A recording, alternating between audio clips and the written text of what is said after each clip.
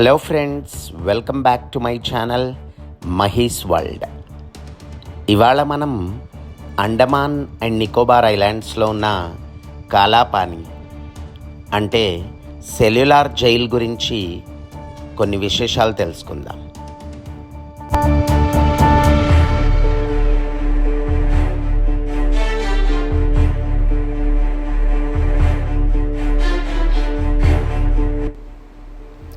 British వాళ్ళు మన దేశంలో వలస పాలన చేస్తున్న కాలంలో భారత స్వాతంత్ర సమరయోధులను అంటే రాజకీయ ఖైదీలను ఉంచడం కోసం ఒక ప్రత్యేక జైలును కట్టాలి అని అనుకున్నారు.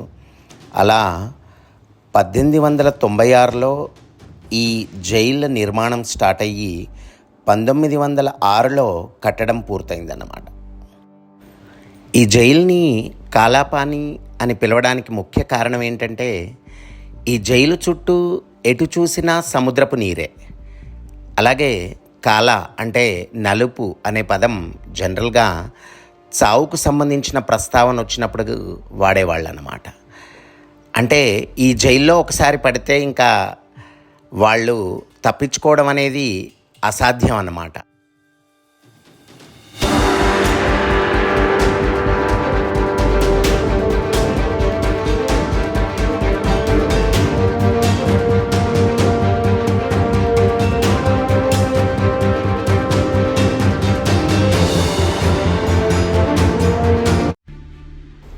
ఇక ఈ జైలు నిర్మాణానికి సంబంధించిన విషయాలకు వస్తే, దీంట్లో 7 రెక్కలు ఉండేవన్నమాట. మధ్యలో ఒక టవర్ ఉండేది. ఈ 7 రెక్కలు ఎలా ఉండేవి అంటే ఒక సైకిల్కి సంబంధించిన చక్రంలాగా ఉండేవన్నమాట. ఇక ఆ టవర్ పైన గార్డ్స్ ఉండి 24 గంటలు ఖైదీల పైన నిఘా ఉంచేవాళ్ళు అన్నమాట.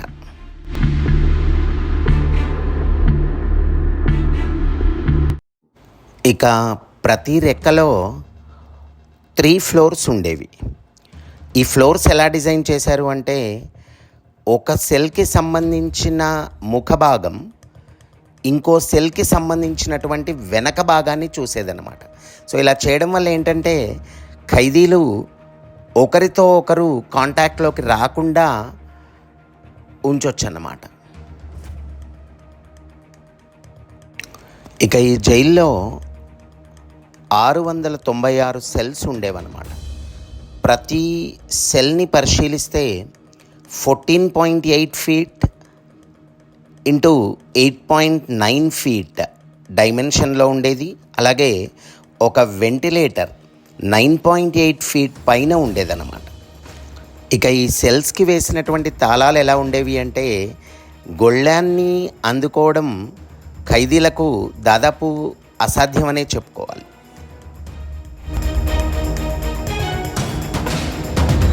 ఇక ఈ జైల్లో ఉంచబడినటువంటి స్వాతంత్ర సమరయోధుల విషయానికి వస్తే, ప్రముఖంగా చెప్పుకోవాల్సింది స్వతంత్ర వీర్ సావర్కర్ అంటే వినాయక్ దామోదర్ సావర్కర్ అన్నమాట.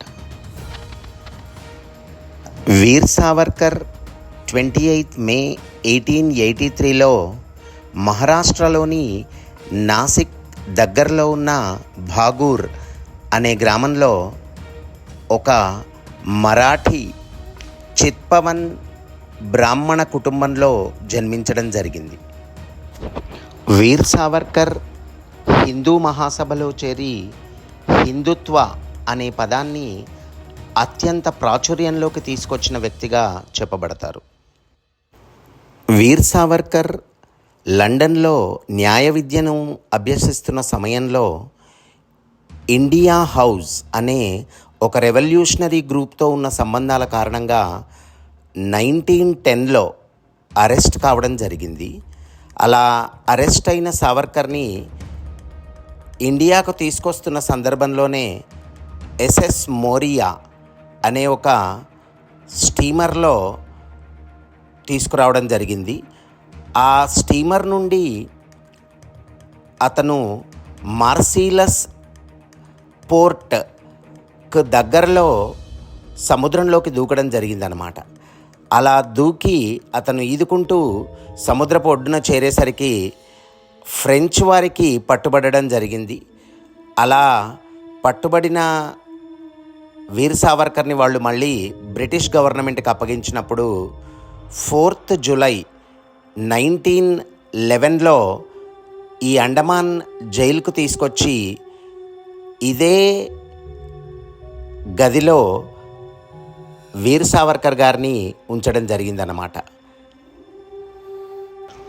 2 కేసుల్లో దాదాపుగా 50 సంవత్సరాల పాటు, అంటే 2 యావజ్జీవ కారాగార శిక్షలను అతనికి విధించడం జరిగిందన్నమాట.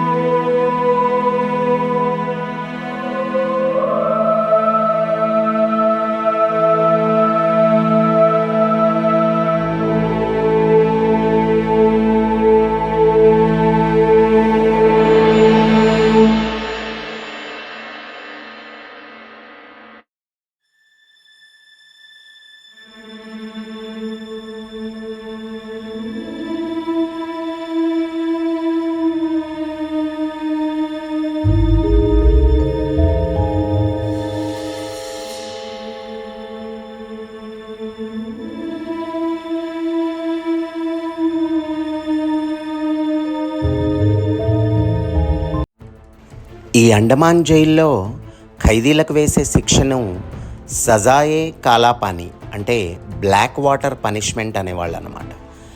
ఈ జైల్లో ఎంత దుర్భరమైన పరిస్థితులు ఉండేవి అంటే ఖైదీలకు 2 ప్లేట్స్ ఇచ్చేవాళ్ళు.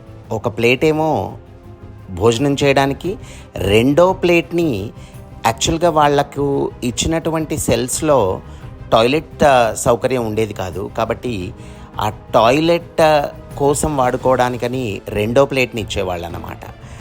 ఆ టాయిలెట్ చేసిన రెండో ప్లేట్ని తెల్లవారిన తర్వాత వాళ్ళని ఎప్పుడైతే ఆ సెల్స్లోంచి బయటకు తీసుకొస్తారో అప్పుడు శుభ్రం చేసుకోవడం జరిగేదన్నమాట.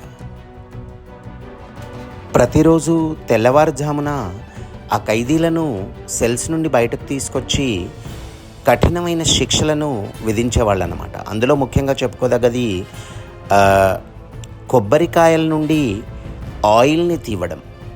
యాక్చువల్గా ఎద్దులను ఉపయోగించి ఈ పని చేసే పరికరాలు ఉండేవి, కానీ ఆ పరికరాలను ఈ ఖైదీలచే ఉపయోగింపజేసి ప్రతిరోజు ఒక్కొక్క ఖైదీ 10 గ్యాలన్లు, అంటే దాదాపుగా 38 లీటర్ల ఆయిల్ తీసే విధంగా కఠినమైన శిక్షను విధించేవాళ్ళు అన్నమాట.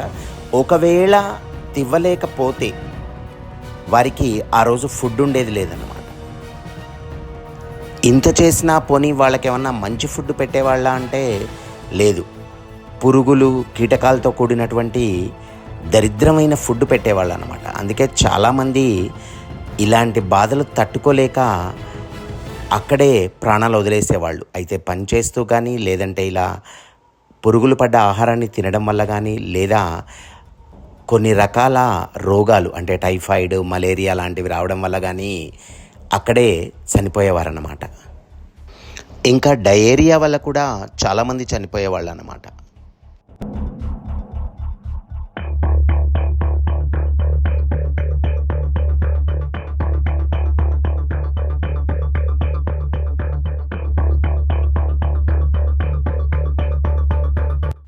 ఈ జైల్లో చాలామంది యుద్ధ ఖైదీలను ఉరివేసేవాళ్ళు అన్నమాట. వాస్తవానికి వాటికి అసలు లెక్కలే లేవు. ఒకేసారి 3 ఉరితీసే ఫెసిలిటీ కూడా ఈ జైల్లో ఉందన్నమాట.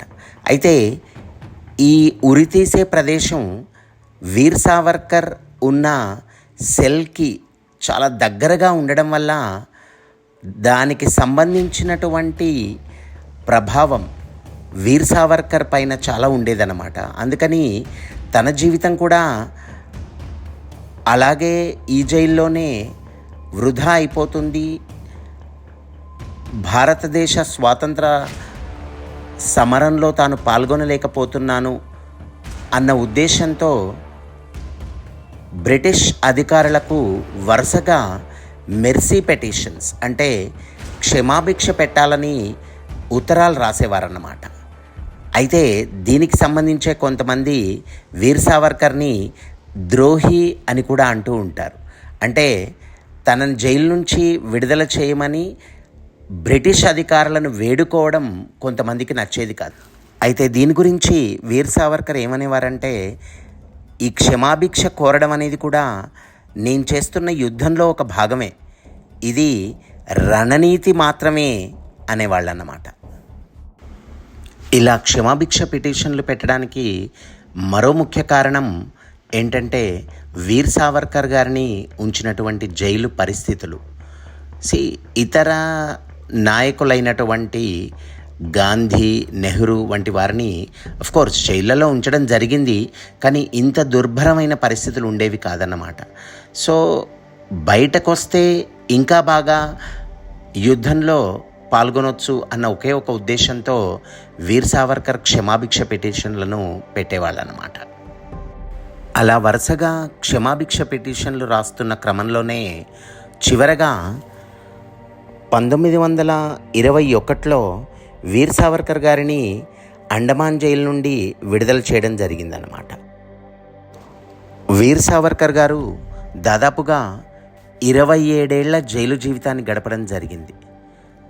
1910 నుండి 21 వరకు అండమాన్ జైల్లోనూ, తర్వాత ఇక్కడి నుంచి విడుదలైన తర్వాత కూడా 21 నుండి 24 వరకు రత్నగిరి జైల్లోనూ, ఆ తరువాత 24 నుండి 37 వరకు హౌస్ అరెస్ట్లో అతన్ని ఉంచడం జరిగిందనమాట. చివరగా మహాత్మా గాంధీ, రవీంద్రనాథ్ ఠాగూర్ వంటి నాయకులు ఈ జైలుని మూసివేయాలని ఒక క్యాంపెయిన్ నడపడం జరిగిందనమాట. దాని ఫలితంగా ఈ జైల్ని 1939లో మూసివేయడం జరిగింది. 37 నుండి 38 వరకు ఈ జైల్లో ఉన్నటువంటి ఖైదీలందరినీ ఇతర ప్రాంతాలకు తరలించడం జరిగింది. 2 ఏళ్ల తరువాత జపాన్ వాళ్ళు ఈ ఐలాండ్ని వాళ్ళ ఆధీనంలోకి తీసుకోవడం జరిగింది. ఆ తరువాత 1942లో సుభాష్ చంద్రబోస్ ఇక్కడ జిమ్ఖానా గ్రౌండ్లో భారత జాతీయ పతాకాన్ని ఎగరవేయడం కూడా జరిగిందనమాట. అప్పుడే ఆజాద్ హింద్ గవర్నమెంట్ను కూడా అతను ప్రకటించడం జరిగింది. మళ్ళీ 7 అక్టోబర్ 1945లో బ్రిటిష్ వాళ్ళు ఈ ద్వీపాన్ని తమ ఆధీనంలోకి తీసుకోవడం జరిగిందనమాట. భారతదేశానికి స్వాతంత్రం సిద్ధించిన తరువాత, అంటే దాదాపుగా 1966 ఫిబ్రవరి 26 నాడు వీర్ సావర్కర్ గారు చనిపోవడం జరిగింది. దీనికి కారణం ఏంటి అంటే, సావర్కర్ గారు ఏ రకమైన ఆహారం కానీ నీటిని కానీ తీసుకోకుండా తనకు తానే సమాజానికి ఒక వ్యక్తి జీవితం ఉపయోగపడినప్పుడు చావు కోసం ఎదురు చూడడం కంటే చావుని ఆహ్వానించడమే సరి అయినది అని అనుకోవడమే.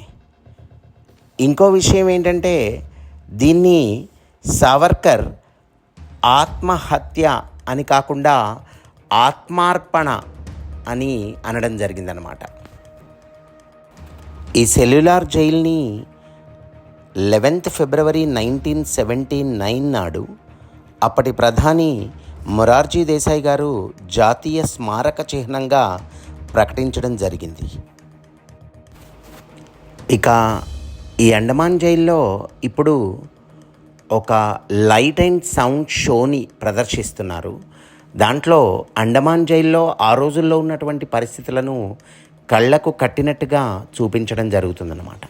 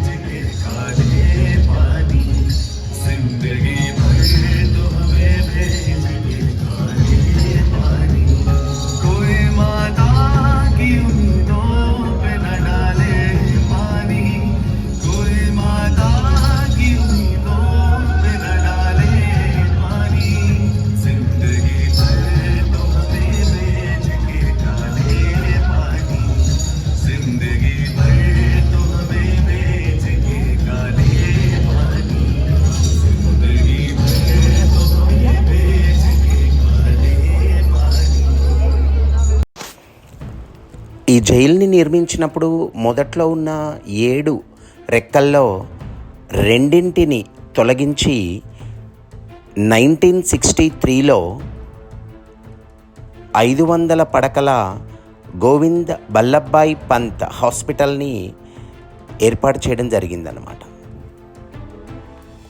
ఈ వీడియోలో తెలుపబడినటువంటి సంవత్సరాలు కానీ, డేట్స్ కానీ, విశేషాలు కానీ ఇంటర్నెట్లో అందుబాటులో ఉన్న సమాచారం నుండి సేకరించడం జరిగింది.